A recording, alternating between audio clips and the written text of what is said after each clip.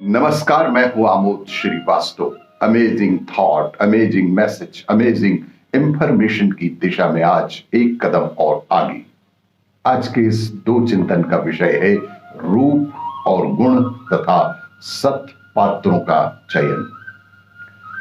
आपको यह मेरा वीडियो अच्छा लगे तो लाइक करें, शेयर करें और लाल बटन दबाकर सब्सक्राइब अवश्य करें। साथ ही बेल आइकन दबाना बिल्कुल ना भूलें।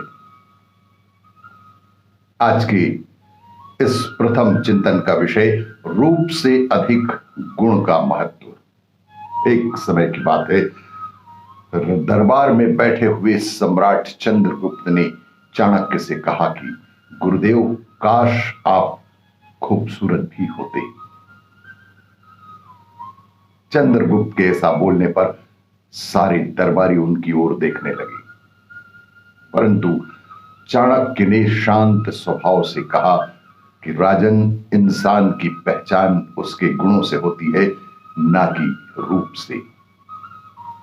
तब चंद्रगुप्त ने चाणक्य के जवाब से संतुष्ट ना होते हुए पूछा, क्या कोई ऐसा उदाहरण आप दे सकते हो जहां गुण के सामने रूप छोटा पड़ जाए?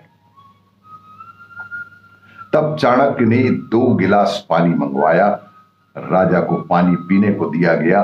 जब चंद्रगुप्त ने पानी पी लिया, फिर चाणक्य ने कहा कि महामन, पहले गिलास का पानी पीने सोने के घड़े से लाया गया था और दूसरे गिलास का पानी मिट्टी के घड़े से लाया गया था।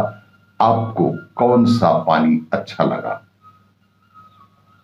चंद्रगुप्त बेहद सरल ढंग से उत्तर देते हुए बोले कि मटकी से भरे गिलास का पानी ही अच्छा लगा।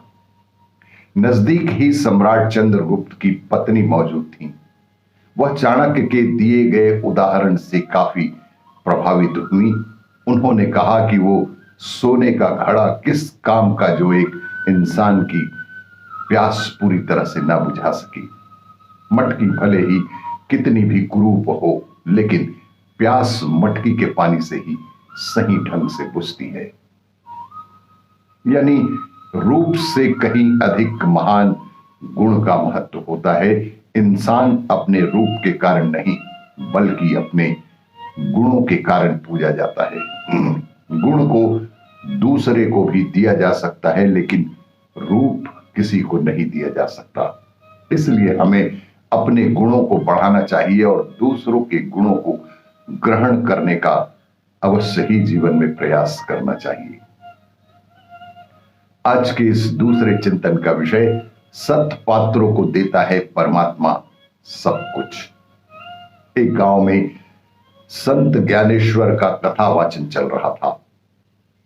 अपनी कथा में संत ज्ञानेश्वर समझा रहे थे कि ईश्वर ज्ञान, विवेक, शक्ति और भक्ति हमेशा ही सत पात्रों को ही देते हैं।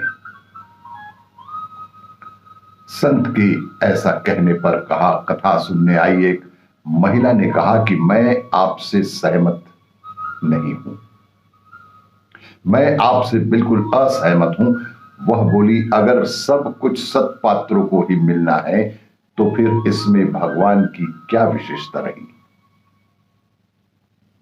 उसकी नजरों में तो सब समान होने चाहिए। उसे तो सबको समान अनुदान देना बेहद आवश्यक है। संत ने उस समय महिला को कोई जवाब नहीं दिया। कथा समाप्त हो गई। संत ज्ञानेश्वर ने अगले दिन मोहल्ले के एक मूर्ख व्यक्ति को बुलाकर कहा कि अमुक स्त्री के पास उससे उसके आभूषण मांगने लगा।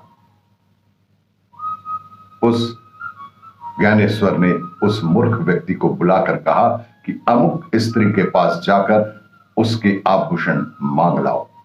वह व्यक्ति वहां से चला गया और उसी स्त्री के पास जाकर उससे उसके आभूषण मांगने लगा। उस महिला ने उसे आभूषण देने से तत्क्षण मना ही कर दिया। थोड़ी देर बाद संत ज्ञानेश्वर उस महिला के पास पहुंचे और बोले कि आप कुछ समय के लिए अपने आभूषण मुझे दे दें।